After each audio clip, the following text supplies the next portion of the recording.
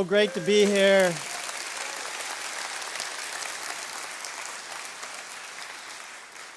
I was talking to my wife the other day over a meal about a few of the things I wanted to say today on does truth still matter or truth still matters. And so I told her a couple of things. She goes, wow, that is heady.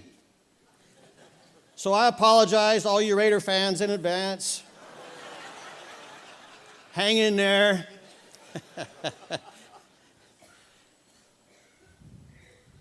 Oxford University is the oldest English-speaking university in the world. There's a little debate about what year it started, but most say around 1096. So it's over 900 years old. You know, what was going on in California 900 years ago? Who knows what was going on? California wasn't even California. And it's an amazing place. Jerry and I spent a whole day there a couple years ago. And they put out what is called the Oxford Dictionary of the English Language. It is the go-to authority, has been for over 100 years, the go-to authority on the English language, the Oxford Dictionary. And what they've done for the last, 25 years or so, I think, is every year the Oxford Dictionary comes out with a word of the year. And it's usually a newer word that's kind of taken culture by storm and its use has gone way up. It's usually a word that wasn't even around a few years ago. So every year they come up with this, what they call word of the year. So for instance, in 2013, the word of the year was selfie. 15 years ago, no one would even know what you're talking about. In the next year, in 2014, it was the word vape. I remember the first time I heard that word, I'm thinking, what? What in the world is vape? In 2015, for the first time in their history, it wasn't a word. It was an emoji. Guess which one? It was a happy face with tears of joy. But in 2016, their word of the year, a word that has taken the culture by storm, it was a hyphenated word. And the word was this word, post-truth. What does that mean? Take a look at the screen. Here's what their definition: post-truth, an adjective defined as relating to or denoting circumstances in which objective facts are less influential in shaping public opinion than appeals to emotion and personal belief. That's our culture. Don't confuse me with the facts. We human beings have an amazing ability to not let the facts get in the way of what we believe.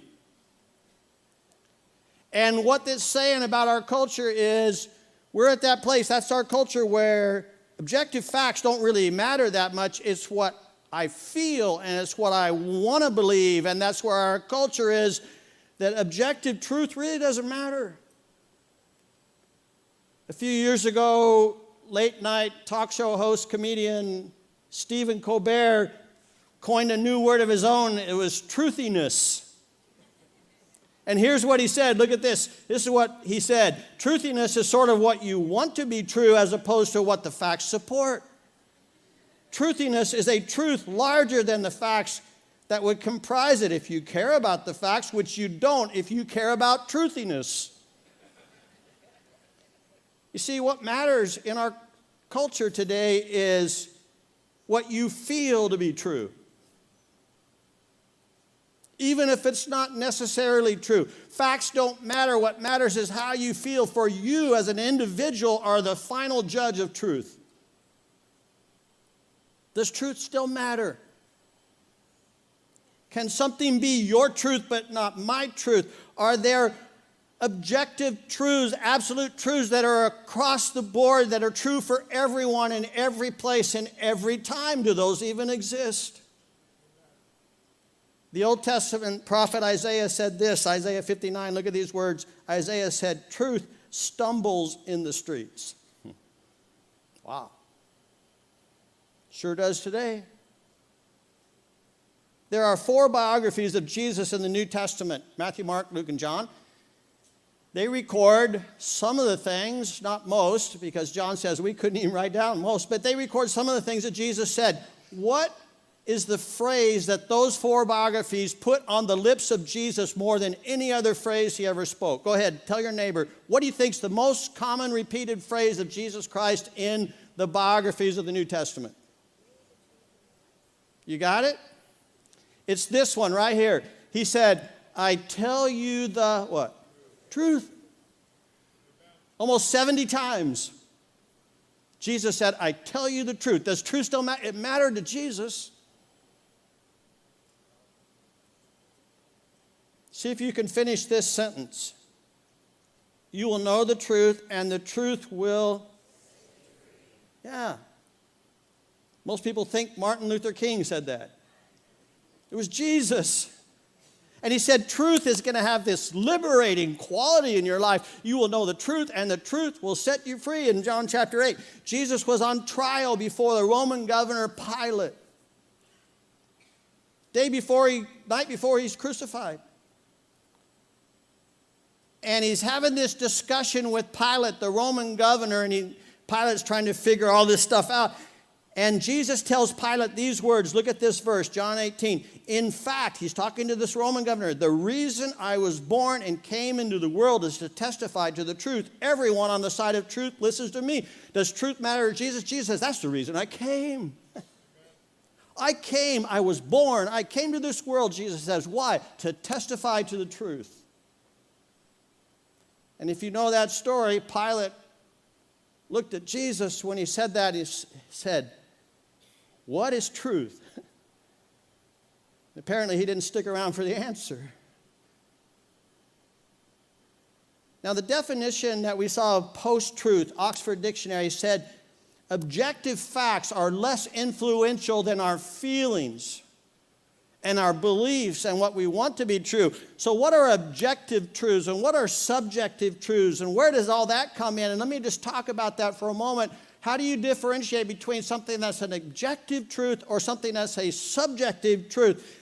And how do they differ? So let's look at them. Here's a definition. Look at these words. Objective truth is truth based on external realities, not by the perception of the person. It's out there. Objective truth, the truth resides in the object, not in the subject. So your opinion can't change it.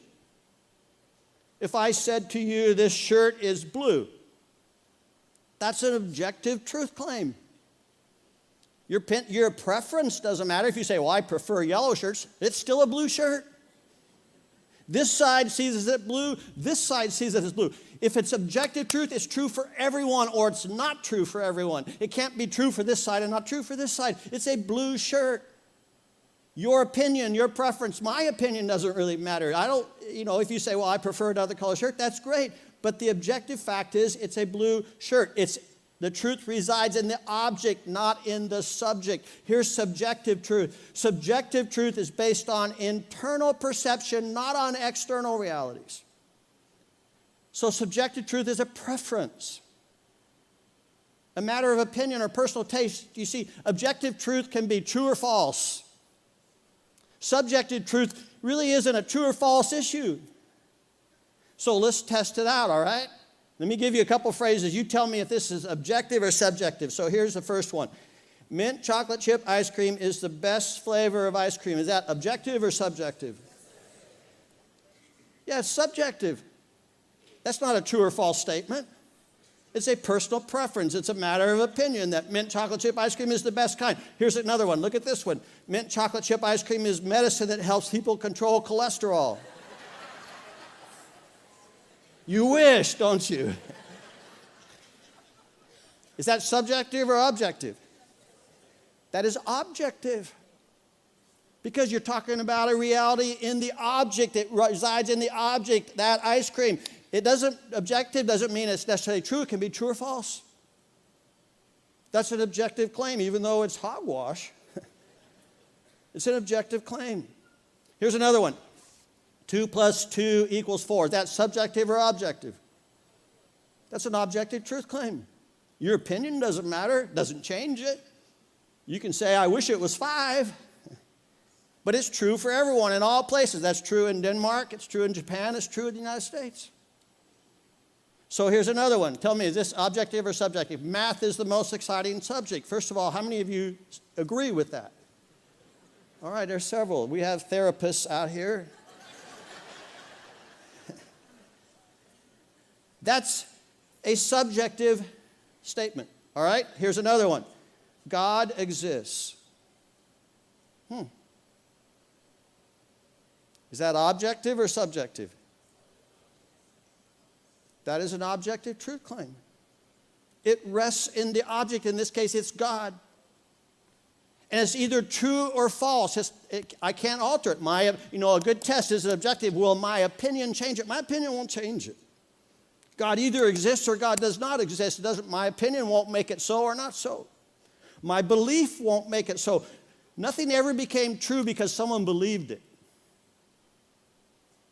Nothing ever became false because someone didn't believe it. Your beliefs and your opinions don't change an objective truth. Here's another one. Tell me this one. Jesus is the only way to God. Many of you just sang those words in one of our songs. Objective or subjective? Can your opinion change this? No.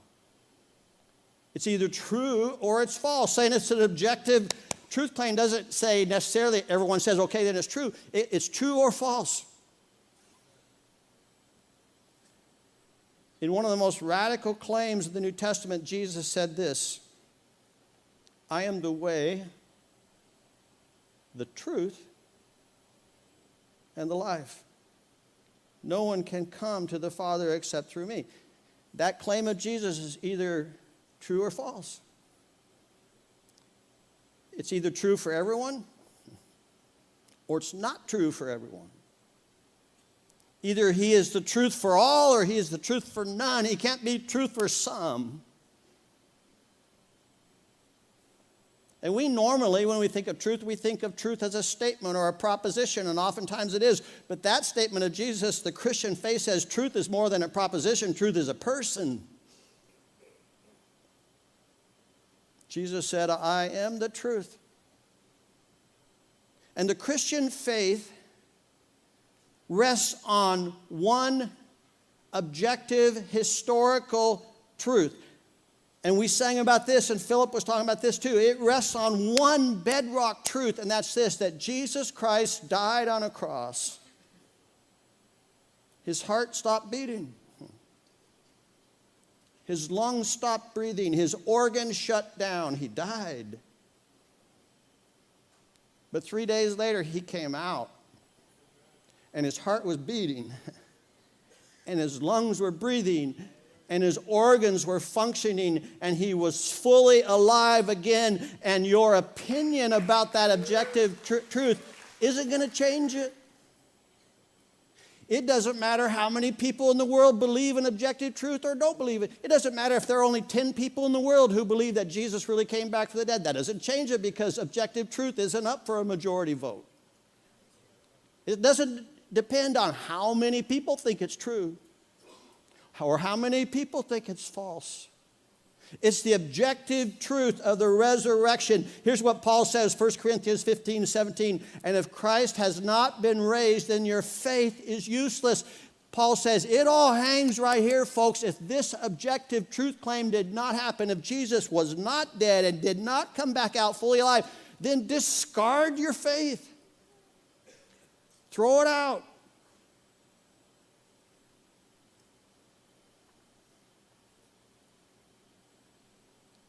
Again, a majority vote doesn't determine whether that's true or not. There was a time in our world when the majority of people thought the world was flat. Did that make it true? No. And how about in the area of morality? You know, when we talk about truth claims, we talk about morality. Are there objective moral truth claims? George Barna, the Barna Group, did a poll in 2015, and they said this statement. Look at this statement. This is what they said. Every culture must determine what is acceptable morality for its people. 65%, almost 2/3 of American adults said, yeah, I agree. So basically, this is called cultural relativism. And what they're saying is, most people are saying morals, ethics, right and wrong, good and bad. That differs with every culture. Because it's just like language. Cultures have different languages, so they have different morals. So we really don't have moral absolutes across the board. They're determined by every culture. And I have a big problem with that. If that is the case, then how could you condemn Hitler if the majority of Germans were behind him in the 1930s? And if culture decides what's good, what if the majority of southern states in 1850 felt that race-based slavery was morally good? Did it make it so? No. Here's another question they asked on that same survey. Look at this one. Whatever is right for your life or what works best for you is the only truth you can know. 57% of adults agree. 3/4 of millennials said, I'm absolutely in. The only truth you can know is what's in you. You're the judge. You decide what's true. It's all inside here. You decide what's good and bad morally.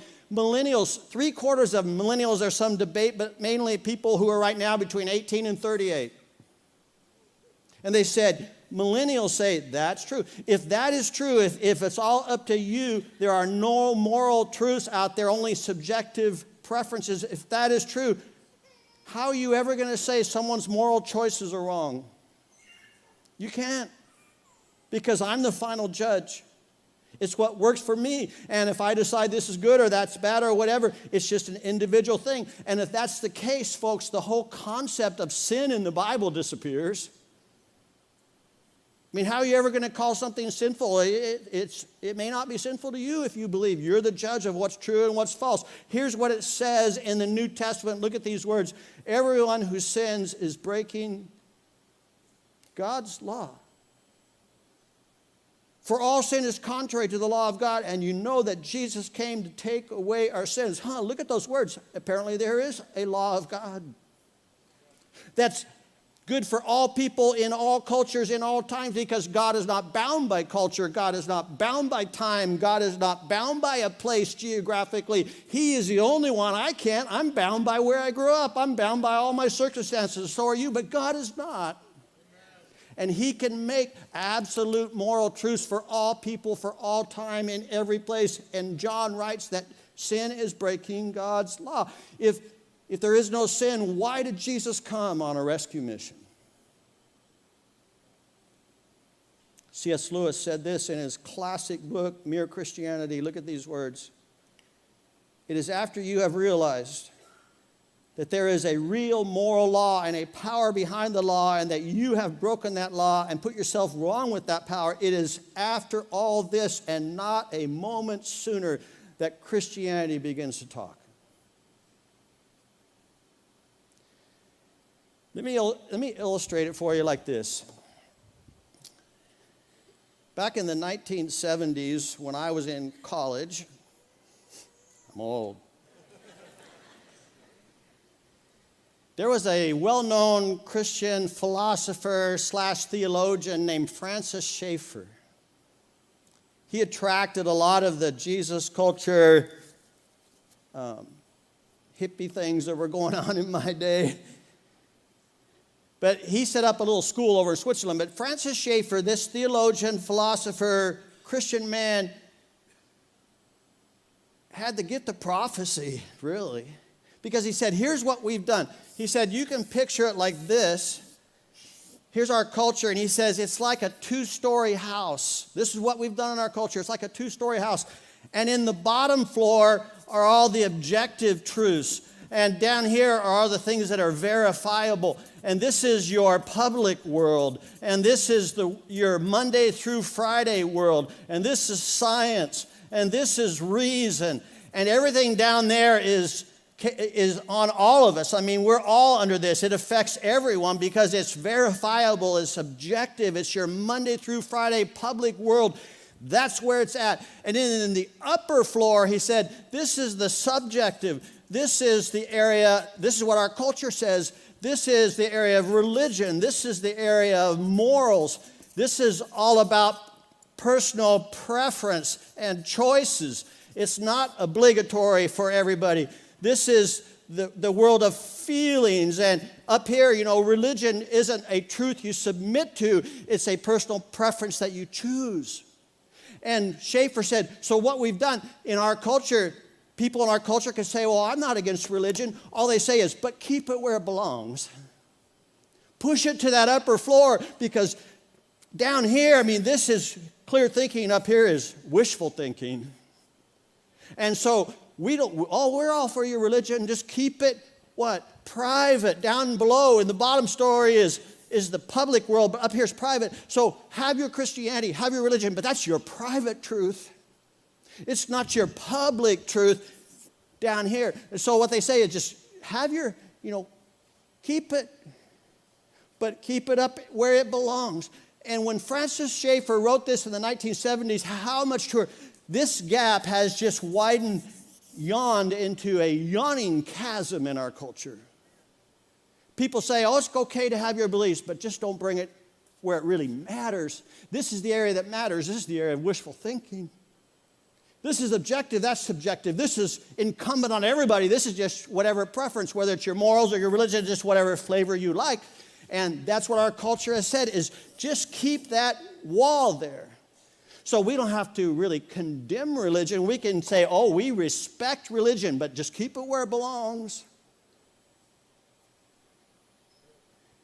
Peter Berger, renowned sociologist, was talking about this, and he said the upper story has been reduced to an innocuous play area where it won't upset any apple carts in the real world. Let me just say a couple things about this. If you think that Jesus Christ is just a preference, he's one among many religious flavors, it doesn't matter what flavor you choose, how compelled are you going to be to share Jesus Christ with anybody? And if you think it's private, let me say this. When you come to Christ and make a decision to follow him, it's personal, but it's not private. Personal, you have to do it. No one can do it for you. Your spouse can't make you a Christ follower. Your kids can't make you a Christ follower. You have to decide. It's a very personal choice, but it is not at all a private choice. Because God meant our faith, our Christianity, to infect our entire world. We don't leave our faith at home tomorrow morning.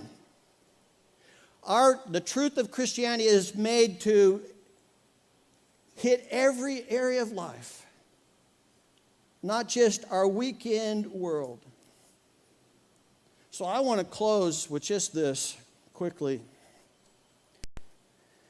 There is one of the most fascinating encounters of Christianity with culture in the first century in the New Testament. It's just a fascinating account, and it's found in Acts chapter 17.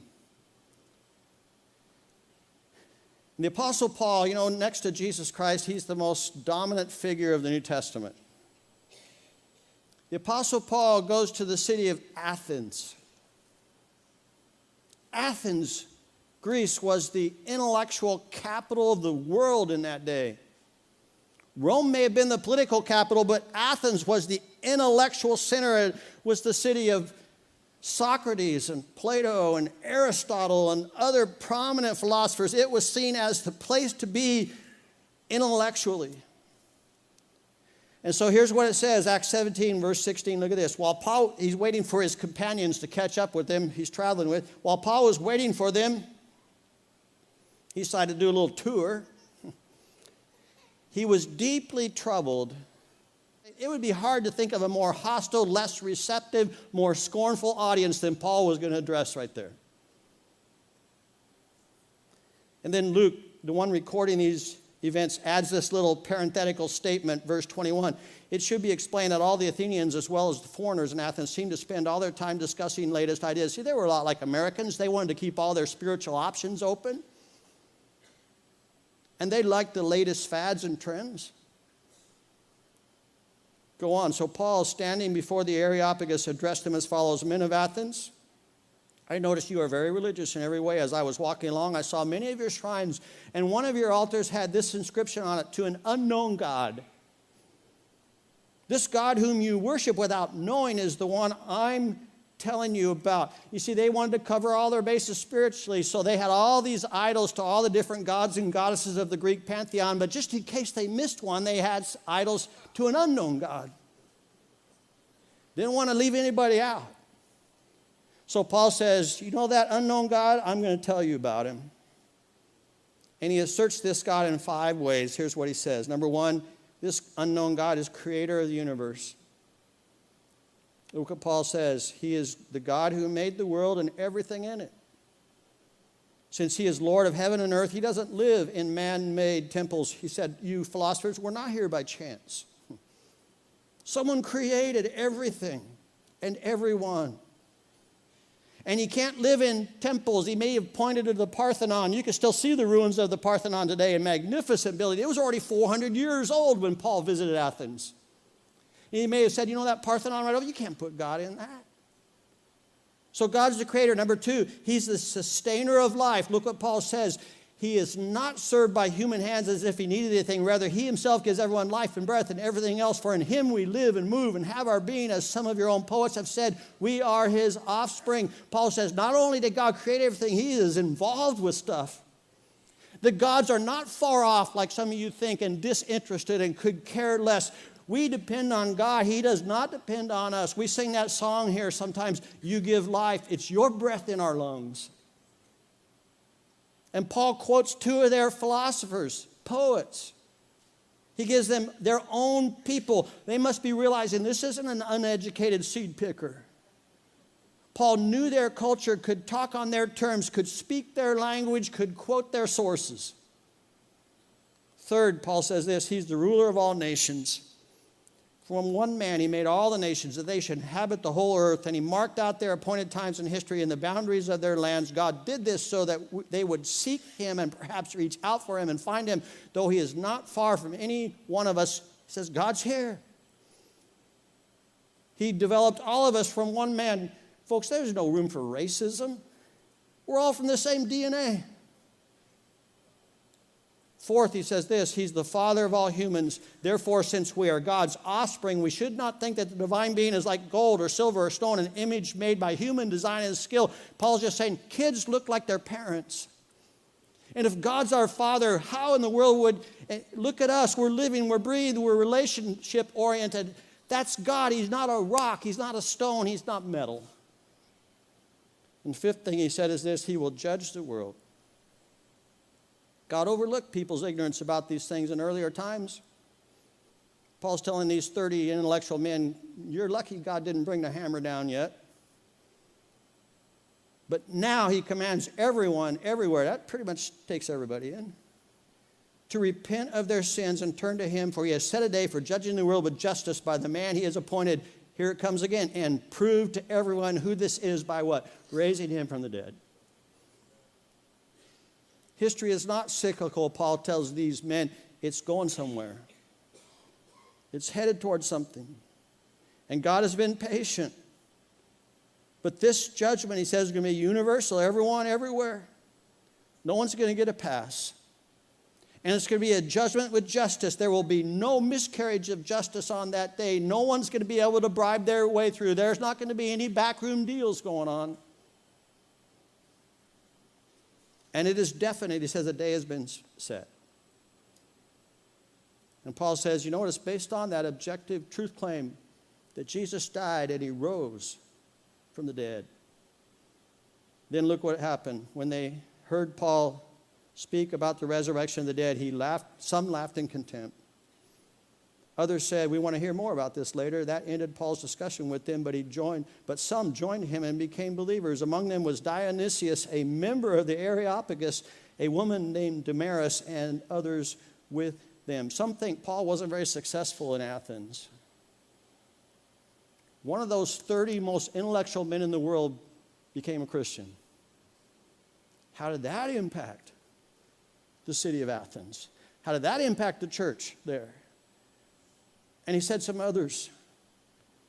You know, there were 3 responses that day to Paul's message.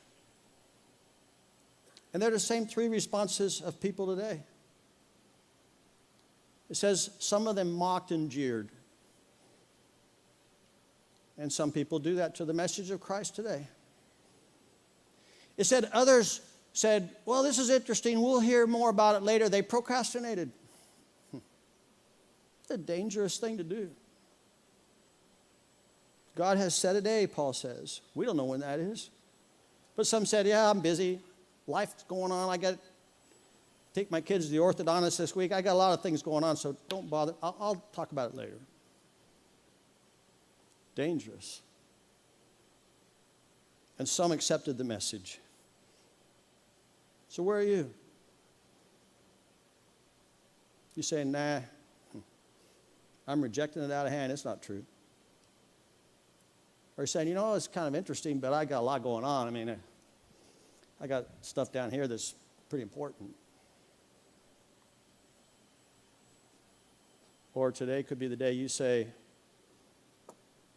yeah, I want to follow Christ. I'll close with this story, supposedly from the U.S. Navy. The battleship had been assigned to sea for some rather complicated maneuvers, and it was dark and foggy. Visibility was extremely poor, so the captain stationed lookouts all over the ship, assigned them places. Sure enough, one of the lookouts spotted a light in the distance and told the captain, and they quickly took coordinates and realized they're on a head-on collision with each other if somebody doesn't change course. So the captain told the signal man, signal that ship and advise them to change course 20 degrees. And back came a signal, advisable for you to change course 20 degrees. The captain decided to pull rank, and he told the signal man, signal, I'm a captain, change your course 20 degrees. The signal came back, I'm a seaman second class. You better change your course 20 degrees. Well, now the captain is just mad. And he spits out to the signal man, just using raw power. He says, send, I'm a battleship, change your course 20 degrees. And back came the signal, I'm a lighthouse, do what you want.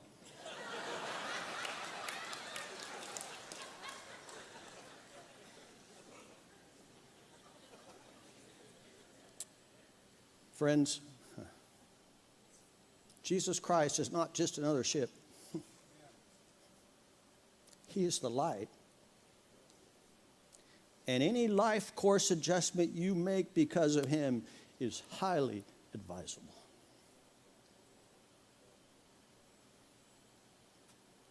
He is the truth. Does truth still matter? Glory, glory, hallelujah. His truth is marching on. Let's stand for prayer. Open up the heavens, Jesus. You ain't down your love. You ain't down. Father, my heart is toward you, yeah. You're more than enough. You're more than enough. You're more than enough.